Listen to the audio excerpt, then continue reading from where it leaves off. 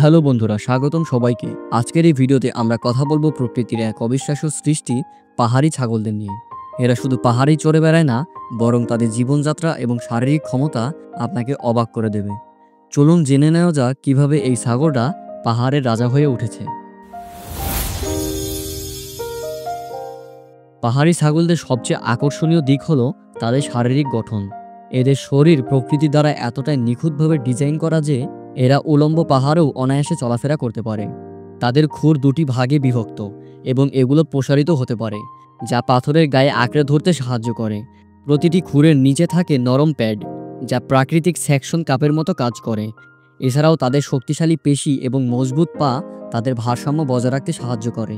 এ কারণেই এরা মাত্র 4 থেকে 8 ইঞ্চি চওড়া পাহাড়ি কিনারায়ও দিব্যি হেঁটে বেড়ায়।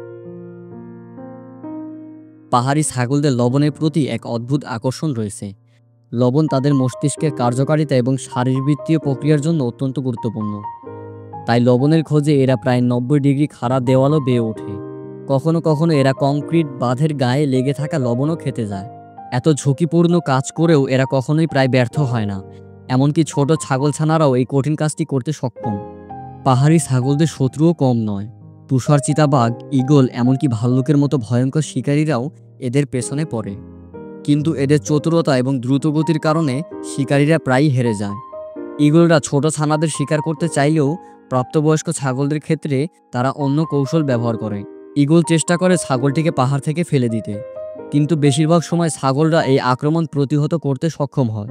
তুষারধস পাহাড়ি ছাগলদের সবচেয়ে বড় শত্রু। অনেক সময় শিকারের চেয়ে তুষারধসে বেশি সংখ্যক ছাগলের মৃত্যু ঘটে। কিন্তু আশ্চর্যের বিষয় হলো, কিছু ছাগল বরফের নিচে চাপা পড়ার পরও বেঁচে যায়। তাদের প্রবল শক্তি এবং সহ্য ক্ষমতার কারণে তারা বরফ খুঁড়ে বেরিয়ে আসতে পারে। তো বন্ধুরা, পাহাড়ি ছাগলদের জীবনযাত্রা কেমন লাগলো? এরা প্রকৃতির এক জীবন্ত বিস্ময়। যদি ভিডিওটি ভালো লেগে থাকে তাহলে লাইক, শেয়ার এবং কমেন্ট করতে ভুলবেন না। আর এই চ্যানেল সাবস্ক্রাইব করে বেল আইকন অপশনটি প্রেস করুন, যাতে পরবর্তী ভিডিওটি মিস না করেন। আজকের মতো এখানেই শেষ করছি। আল্লাহ হাফেজ।